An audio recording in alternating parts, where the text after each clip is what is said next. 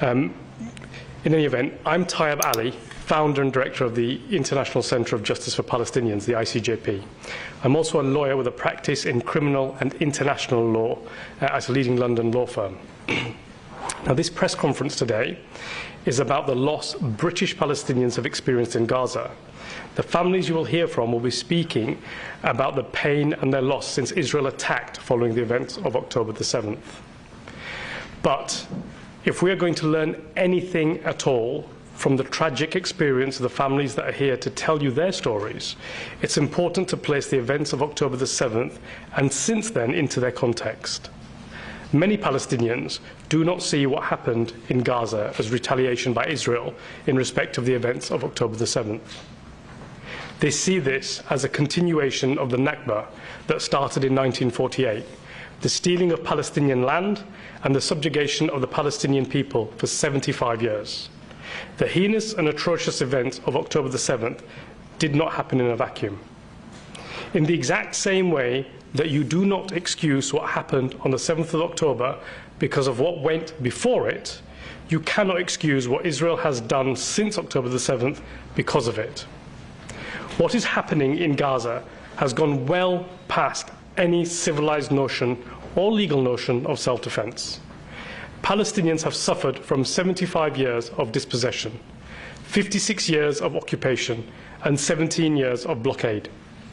The daily reality of Palestinians before October the 7th was something that should not have remained the subject of willful international political failure for decades. The current cycle of violence is the direct responsibility of the states that have gifted Israel impunity and prevented accountability from allegation after allegation of violation of international law by Israel for decades. The experience of Palestinians in Gaza since October the 7th is reminiscent of the atrocities that fell on the Palestinian people during the Nakba in 1948 and continued since then. Even Israel's Operation Cast Lead in 2009, which led to 1,400 Palestinians, including 300 children, led to the death of 1,400 Palestinians and 300 children, paled when compared with what we are seeing happen right now in Gaza. And in that conflict, in Cast Lead, a British court issued an arrest warrant for a member of Israel's war cabinet, Tzipi Livni, for her participation in alleged war crimes in relation to Gaza. 1,200, the revised figure by Israel, 1,200 Israelis lost their lives on October the 7th. Since then, over 11,000 Palestinians have been killed in Gaza. The US Assistant Secretary of State Barbara Leaf stated that she expects the number to be higher. Over 4,000 of these dead are Palestinian children. Over 1.5 million Palestinians have been displaced by Israel. Over 100 UN workers have been killed, the most in their history in any conflict. Israel announced it would target and eliminate journalists. Hospitals have been warned that they are fair game for attack by Israel. Water, electricity and food have been blockaded. Humanitarian aid has been restricted. Netanyahu himself has invoked religious scripture to justify the killing of Palestinians. He stated, "You must remember what Amalek did to you," says our Holy Bible. The words of politicians mean much. They're very powerful, much more powerful than words uttered by lawyers. Now, whilst Netanyahu tried to ascribe that quote in a narrow way, it's important to understand what else the Bible says about Amalek. Now go and smite Amalek, utterly destroy all that they have, and spare them not, but kill both man and woman, infant, ox, and sheep, camel, and donkey. It's exactly what we're seeing on the ground in Gaza. And I say this, and I make these remarks carefully because politicians' words are listened to, are pored over, are interpreted. And the quote that I've just read, and Netanyahu's quote about Amalek, was criticized in the Jewish News of North Carolina. And I take my quote and my expansion of what he said from there. It's not my own work. The north of Gaza has been forcibly cleared, and Israel has announced it has no intention to return it to the Palestinian control, which is evidence of Israel's intention to ethnically cleanse North Gaza of Palestinians. While we witness this, we have British politicians that are continuing in the political failure that led to the situation becoming the catastrophe that we are witnessing. Many British politicians unequivocally supported Israel's actions against Palestinians in Gaza, failing to understand that they themselves were becoming complicit in war crimes by encouraging them, a matter that's prosecutable in the United Kingdom and in the ICC under the Rome Statute. We cannot allow politicians to be so reckless with their words, and that is why at the ICJP we issued notice to senior politicians that we would prosecute them for complicity encouraging war crimes. And we continue to investigate those politicians for that complicity. Some senior politicians appear to be resolved on supporting Israel no matter what it does when it comes to taking civilian life. Even the Defence Minister, if he is still the Defence Minister with the reshuffle, Grant Shapps disgracefully invoked the thousands of civilians killed in Dresden in order to excuse the massive number of civilians killed in Gaza by Israel. It is an utter tragedy that the British government appoints a person as Secretary of State for Defence who is so unqualified that he does not even understand that the precise reason we created and developed international humanitarian law after Dresden and after World War II was so that what happened in World War II would not happen again. Shapps' logic is so perverse and so dangerous that it would allow Putin to justify the killing of massive numbers of civilians in Kiev to meet Russia's war aims in the Ukraine. This would clearly not be acceptable, and so why, I might ask, do we find it, or some of our politicians find it acceptable with regards to Palestinians? The ICJP is committed to its Justice for Gaza campaign, which includes collating evidence of war crimes committed by Israel and to work with Scotland Yard to ensure that those responsible for commission, preparation and support of war crimes in Gaza are brought to justice. We at the ICJP are concerned by the number of British citizens that have travelled to Israel to fight with a foreign army in a situation where they may become complicit in war crimes. It has been reported that hundreds of British citizens have joined the IDF. We at the ICJP wrote to the Foreign Office on the 3rd of November to ask for urgent clarification on whether British citizens that travel to the region to participate in the conflict will be liable to prosecution if there is evidence that they have participated in war crimes. As yet, the FCDO appears to be considering its position, literally considering its position, and has not responded to that. But we know that the position must be entirely the same as the very clear guidance that the British government issued to British citizens that intended to fight for the Ukraine against Russia. The FCDO states, the Russian invasion of Ukraine is ongoing with attacks against a number of major cities. There is a real risk to life. If you travel to the Ukraine to fight or to assist others engaged in the war, your activities may amount to offences under UK legislation and you could be prosecuted on your return to the UK. We consider the failure of the SCDO to provide guidance to its citizens about the risk of participating with a foreign army, where it is a clear prima facie case of war crimes, to be a serious dereliction of duty. It's a clear matter of public interest for journalists like yourselves to seek the status of British citizens suspected of committing war crimes directly from the British government.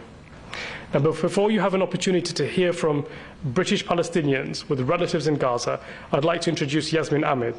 Yasmin Ahmed is the UK Director of Human Rights Watch. She has 2 decades of experience as a public international lawyer and a human rights advocate. In her current role, she advocates for the United Kingdom's foreign and domestic policies to be consistent with human rights. Prior to Human Rights Watch, Yasmin was an executive director of the multi-award-winning human rights organisation Rights and Security International. She also worked as a public international lawyer for the UK and Australian governments and at the UN, at the International Criminal Tribunal for the former Yugoslavia and the Serious Crimes Unit in Timor-Leste. Yasmin Ahmed. Thank you. Thank you very much, Tayab, and to the ICJP for having me here today. So, first of all, what we are seeing today and what we're witnessing is serious violations of international humanitarian law and war crimes.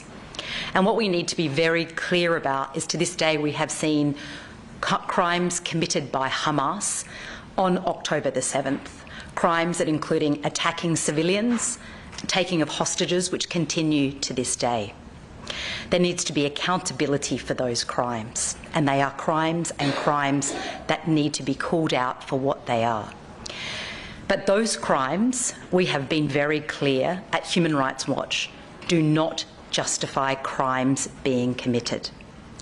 And what we have said very clearly is that Israel has been committing crimes, in particular war crime of collective punishment. They are collectively punishing the entire population of Gaza for the unlawful acts of Hamas. And what are they doing? We know now for 1 month, over a month, they have not allowed in, other than a trickle, any food, water, electricity, fuel and other humanitarian goods.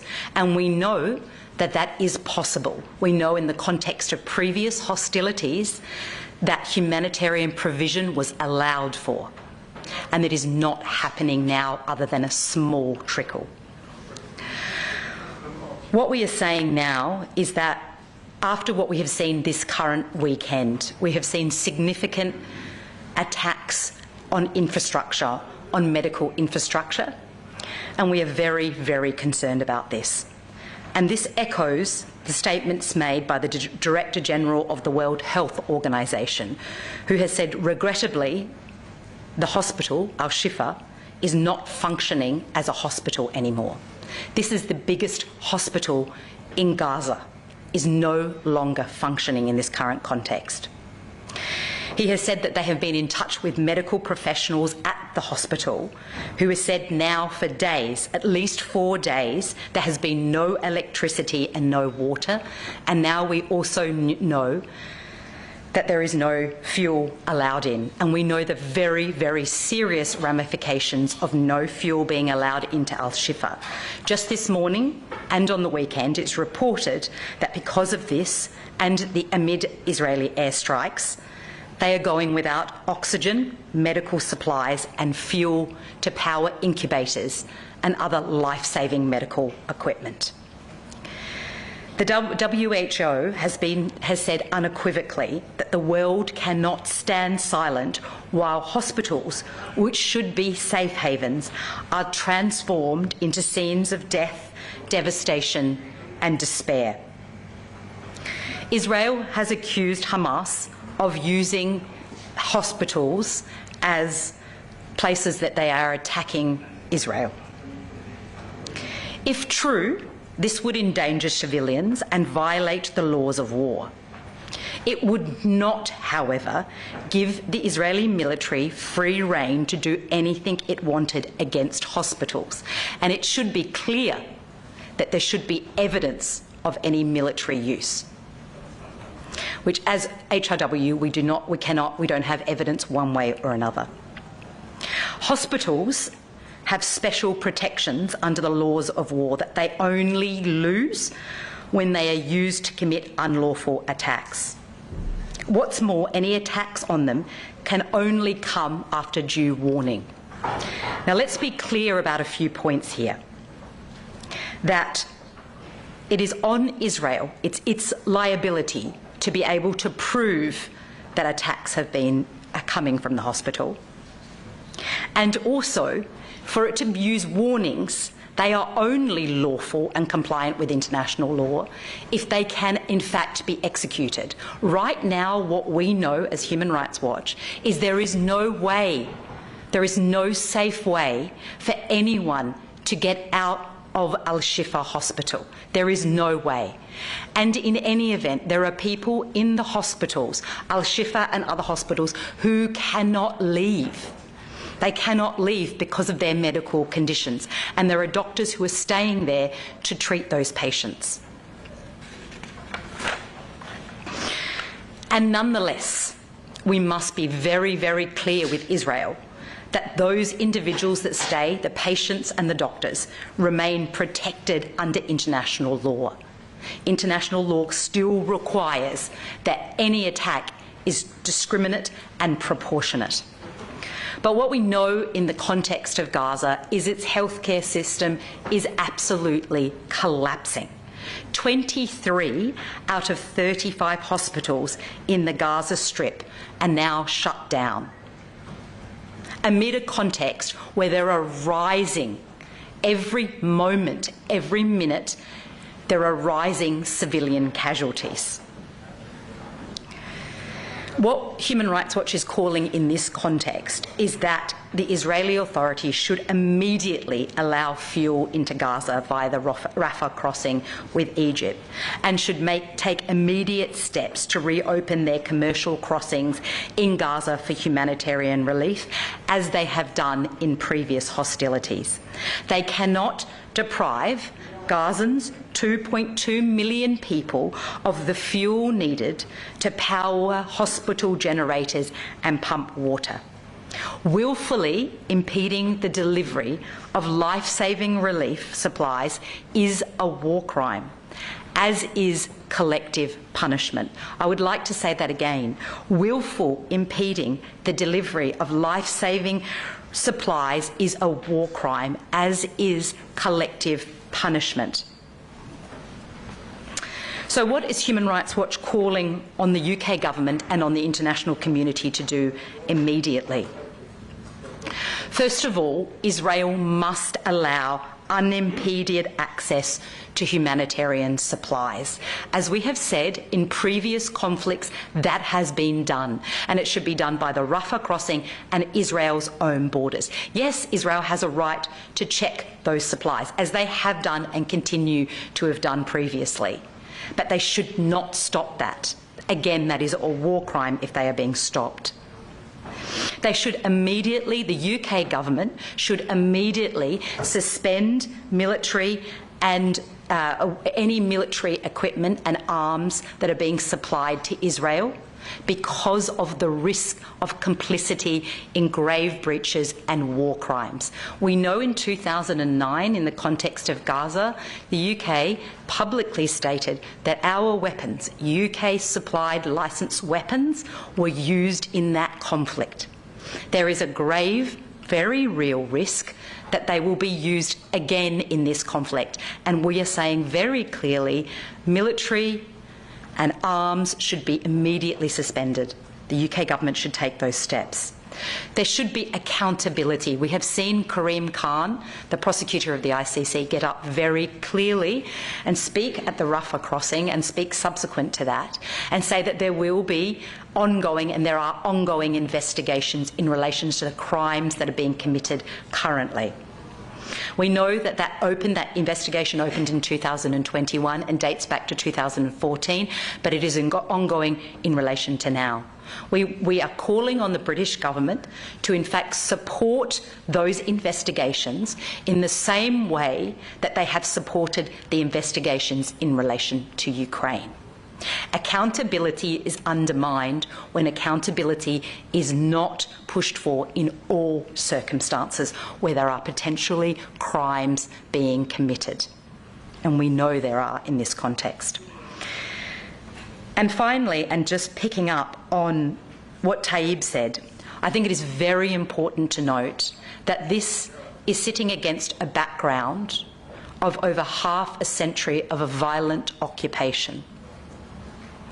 That Human Rights Watch came out in 2021 and said that Israel is committing the crimes against humanity of apartheid and persecution. The blockade, the 17-year blockade of Gaza, forms part of that crime against humanity of apartheid and persecution.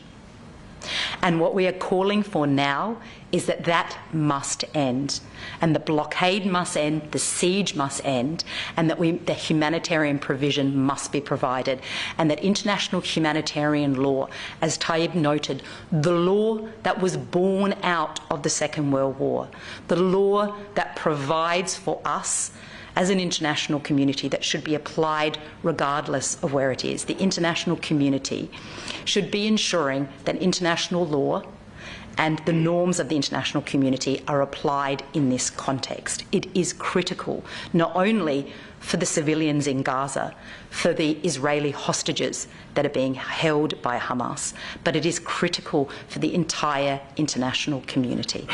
So thank you very much.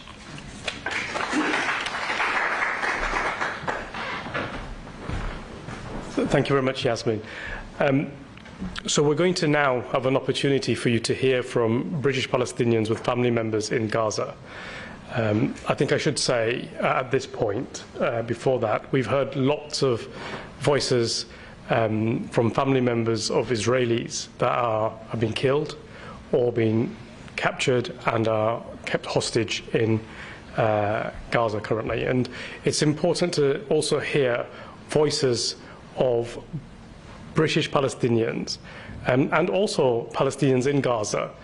Unfortunately, today I was hoping to present a recording from Professor Ghassan Abu Sitta, who, as we know, is a British citizen, British doctor, who is currently heroically assisting with, as best he can, in Gaza, directly saving lives.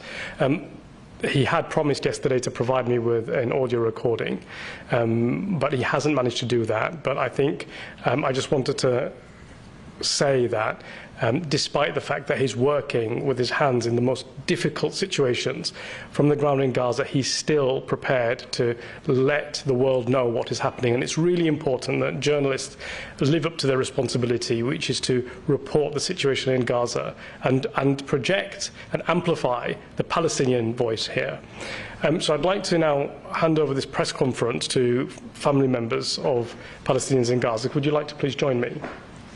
And what you'll hear is each of the family members present for about 5 minutes their own experience and story that's personal to them.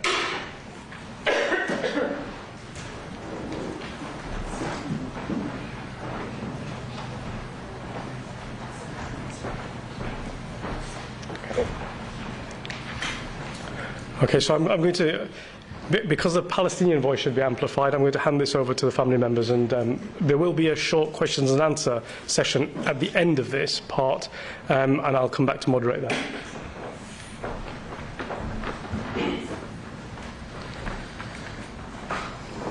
On October 8th, the Israeli army launched a series of airstrike attacks on the city of Gaza. One of the missiles struck without warning my uncle Abdel Nasser Shamallah's house. He and his family were killed instantly.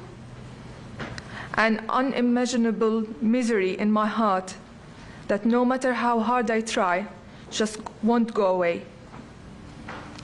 In this case, these missiles cruelly and suddenly ended the lives of my beloved family. They were all innocent, with hopes and dreams like everybody here.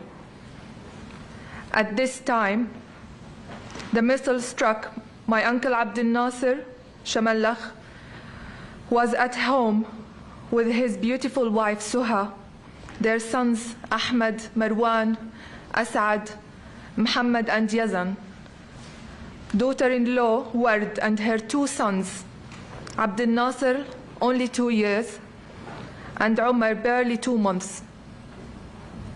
All of them, one vibrant, bright family wiped out in a matter of seconds.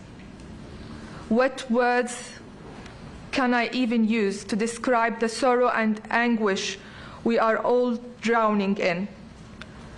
What can I even say to try to voice our heartache at this devastating pain? In total, I have tragically lost 30 people of my family, 3 of which just this morning, back home in Gaza, Palestine. 7 of them were children. All their lives, their ideas and aspiration for this world cut brutally short. What did they do? What did baby Omar do? We celebrated Omar's baby shower a few months ago. The only consolation is that he was found in his mother's arm. She cradled him gently until his very last breath. A mother's love, besting all. I remember seeing Yazan and my children playing together when I visited Gaza in the summer of 2022. Such an open soil, He had dreams of seeing the entire world and to visit us here in UK, but his body was never discovered.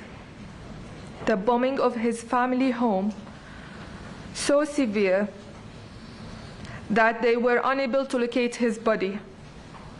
According to the civil rescue team, no one was found alive. Just when I thought I might be able to overcome the torment of losing so much of my family, church family, I learned that my cousin had to go through an anguish of seeing her children killed in front of her from the strike of another bomb. They were only 13 and 17, lives put to end before they got to begin. This is not a conflict. This is a clear genocide. We will not be silenced. We will keep fighting and speaking for all of the innocent people who were murdered by the Israeli occupation that has been going for over 75 years. How many more innocent Palestinians need to be killed for the world to come to its senses? The dehumanization and unfair bias against all Palestinian people is no longer acceptable, no longer tolerable. We all know what is really going. We are the eyes of Palestine. We are the voices of the voiceless. We will fight for Palestine, fight for our people, always. We call for a ceasefire. We will not let my family or anyone massacred in Palestine to die in vain. Thank you.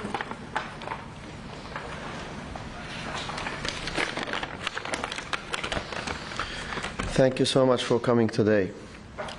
It was a really difficult decision for me to make it here.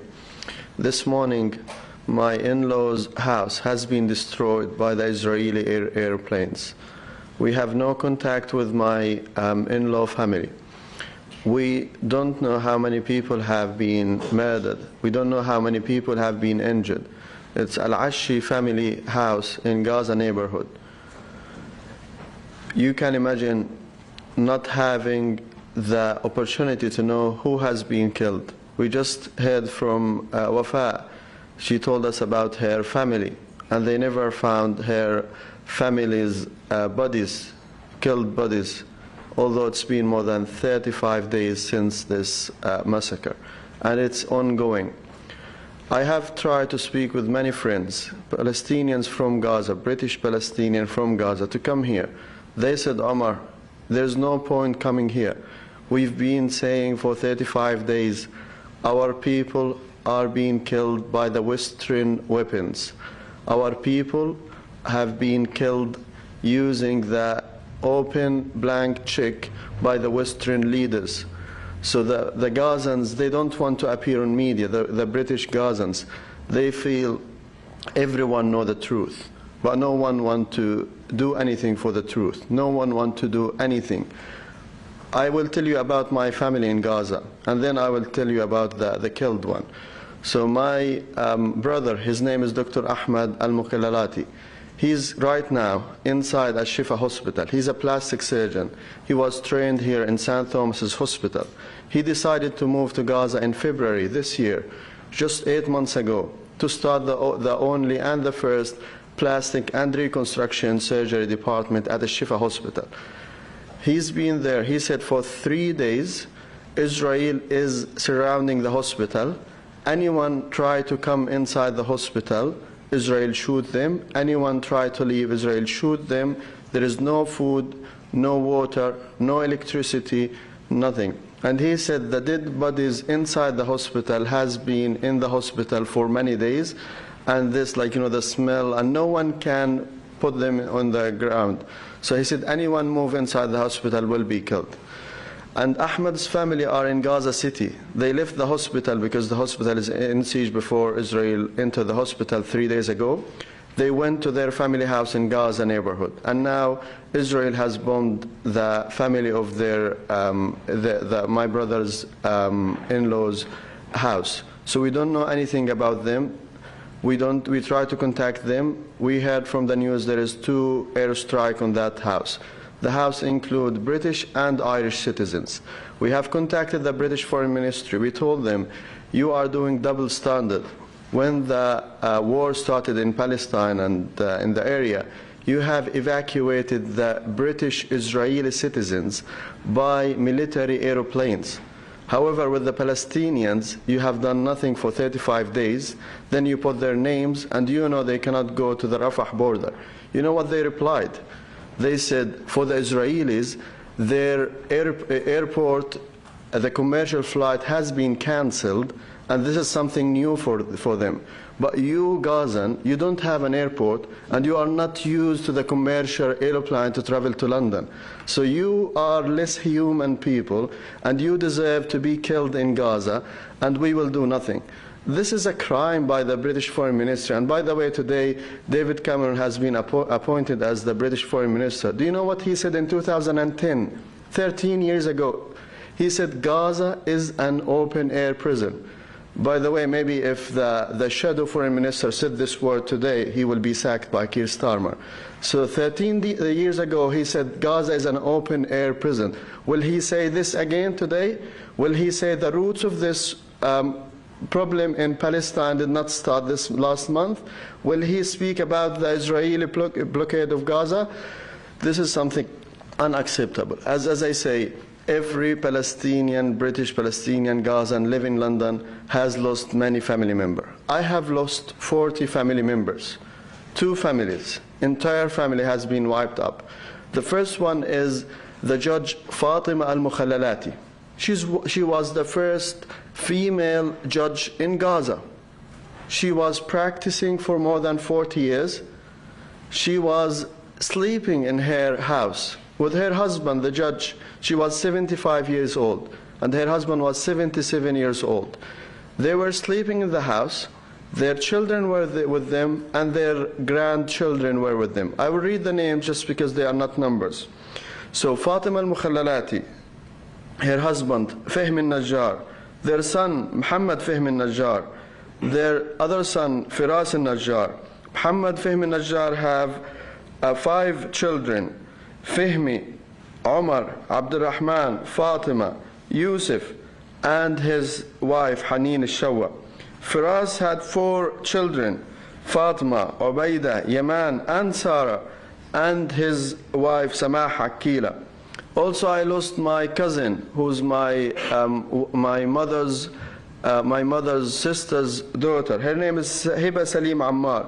She was killed with her beautiful 3 children, Huda, Kinda, Jamil, with her husband Jamil Abul Jalil, and his father, his mother, their in-law. Everyone was killed.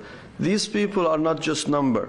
And if we now speak about what's happening on the ground in Gaza, the situation is very, very difficult. Israel is targeting the schools, the hospitals, the water tanks, the electricity, everything. They want Gazan people either to be killed or the Gazan people to be just crying to leave Gaza. So they want to occupy this. They have said, we want to use nuclear weapons. They said these are human animals. And yesterday, one of the Israeli leaders said, we want to do the Gaza 2023 Nakba. And no one is talking anything about this. And when you see a Palestinian child raising the Palestinian flag, you see the British Home Secretary saying this is a hate crime.